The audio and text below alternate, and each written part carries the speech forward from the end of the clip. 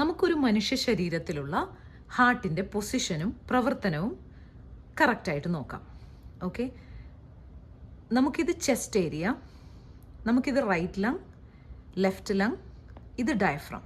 Okay, diaphragm ഒരു dome shaped മസിലാണ്.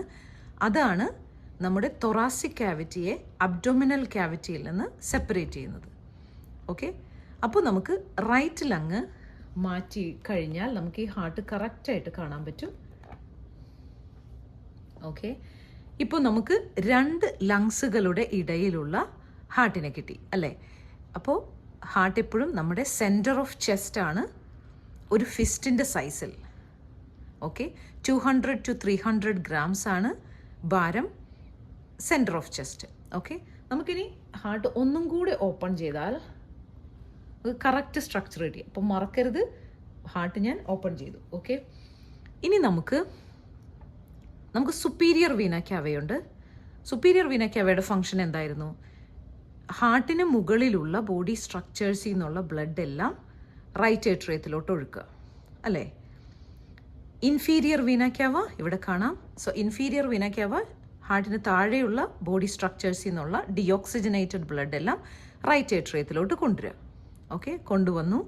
നമുക്ക് coronary sinus ഉണ്ട് അല്ലേ. ഹാർട്ടിൻ്റെ പുറകിൽ കൊറോണറി സൈനസ് ഉണ്ടായിരുന്നു. അത് റൈറ്റ് ഏട്രിയത്തിലോട്ട് ഓപ്പൺ ചെയ്ത് ഹാർട്ടിലുള്ള ഡിയോക്സിജനേറ്റഡ് ബ്ലഡും നമുക്ക് റൈറ്റ് ഏട്രിയത്തിലോട്ട് കിട്ടി. ഓക്കെ, ഇപ്പോൾ നമുക്ക് ശരീരത്തിൻ്റെ എല്ലാ ഭാഗത്തു നിന്നുമുള്ളത് ഒരു അസൈഗസ് വെയിനും ഉണ്ട്, പക്ഷേ അതവിടെ സൈഡിൽ നിൽക്കട്ടെ, നമുക്ക് പിന്നെ കാണാം. അതും വരുന്നത് ഈ വീന ക്യാവയിലോട്ട് തന്നെയാണ്. അപ്പോൾ അതുകൊണ്ട് കുഴപ്പമില്ല. നമ്മുടെ ശരീരത്തിൻ്റെ എല്ലാ ഡിയോക്സിജനേറ്റഡ് ബ്ലഡും നമുക്ക് ഹാർട്ടിൻ്റെ റൈറ്റ് ഏട്രിയത്തിലോട്ട് കിട്ടി. റൈറ്റ് ഏട്രിയത്തിൽ നിന്ന് ട്രൈക്കസ്പിഡ് വാൽവ് വഴി അത് റൈറ്റ് വെൻട്രിക്കിളിൽ എത്തുന്നു. റൈറ്റ് വെൻട്രിക്കിളിൽ നിന്ന് പൾമോണിക് സെമി ലൂണാർ വാൽവിലൂടെ, ഓക്കെ, പൾമണറി ട്രങ്കിലൂടെ റൈറ്റ് പൾമണറി ആർട്ടറിയും ലെഫ്റ്റ് പൾമണറി ആർട്ടറിയും വഴി അത് റൈറ്റ് ലങ്ങിലോട്ടും ലെഫ്റ്റ് ലങ്ങിലോട്ടും എത്തുന്നു. ഓക്കെ, ഇപ്പോൾ നമുക്ക് ഡിയോക്സിജനേറ്റഡ് ബ്ലഡ് മുഴുവൻ നമ്മുടെ ലങ്സിലെത്തി.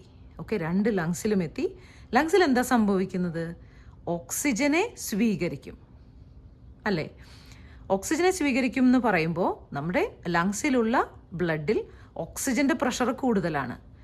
ഡിയോക്സിജനേറ്റഡ് ബ്ലഡിലാണെങ്കിൽ ഓക്സിജൻ്റെ പ്രഷർ കുറവാണ്. അപ്പോൾ അത് ഓക്സിജനെ സ്വീകരിച്ച് കാർബൺ ഡൈ ഓക്സൈഡിനെ അങ്ങോട്ട് കൊടുത്ത് ഓക്സിജനേറ്റഡ് ബ്ലഡായി, ഓക്കെ, ഇവിടെ കാണാൻ പറ്റും, പൾമണറി വെയിൻസിലൂടെ അത് ലെഫ്റ്റ് ഏട്രിയത്തിലെത്തുന്നു. ഓക്കെ, ലെഫ്റ്റ് ഏട്രിയത്തിലെത്തുന്നു. അതുപോലെ തന്നെ ഈ ലങ്സിൽ നിന്നും പൾമണറി വെയിൻസ് വഴി ലെഫ്റ്റ് ഏട്രിയത്തിലെത്തുന്നു.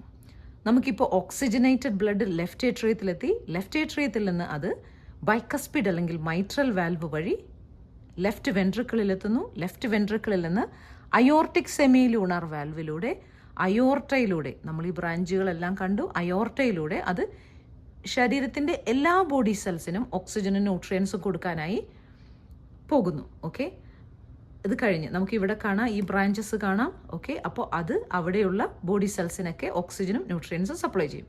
തിരിച്ചെന്തെടുക്കും?